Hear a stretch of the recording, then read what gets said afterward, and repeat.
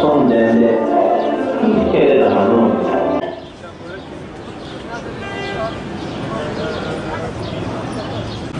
Bakaz için. Hadi tamam kardeşim.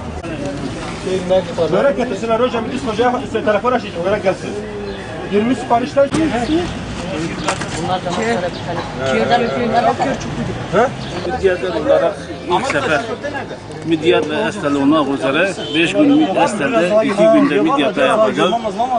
Bu sadece okuyacağımız, okutacağımız öğrenciler, yetim çocuklara bir katkı, bir yardımda bulunmak için 2 tane Kur'an kursumuz hem bayan hem erkek Kur'an kursları için, onların giderleri için biz dernek olarak onlara ev tutmuşuz, açmışız ve onları geçimlerini sağlamak için, onlara yardımda bulunmak için böyle bir kermes açtık. Halkımızdan da yardımlarını bekliyoruz.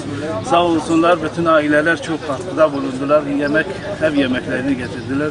Biz de burada elimizden gelen siparişleri, elimizden gelen yardımları onlara ulaştırarak hem onların hayrını hem bizim iç içe beraber Midyat halkı olarak çocuklarımıza, yetimlerimize ve Kur'an sevdalılarına Kur'an kursları için bir yardım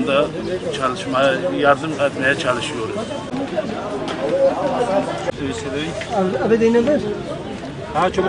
Bir kız bir erkek Kur'an kursumuz var. Bir de burslu olarak çalıştığımız yetim öğrencilerimiz var. Kur'an bursları için Kur'an kurslarımızın ihtiyaçlarını karşılamak için. Yani 6 gün Estel'de yaptık geçen hafta.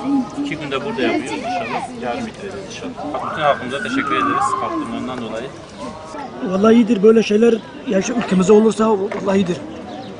Lokantalar var, gidemedik, geldik buraya. Hem hayırdır, hem de iyi bir şeydir, hem temizdir. Onun için biz burayı tercih ediyoruz. Sürekli de olmanı istiyoruz. Yani burada ne katkımız varsa biz bunu duyuyoruz. Peki bu tür şeylerin sürekli yapılması Tabii ki, tabii çok iyi olur. Çok iyi olur.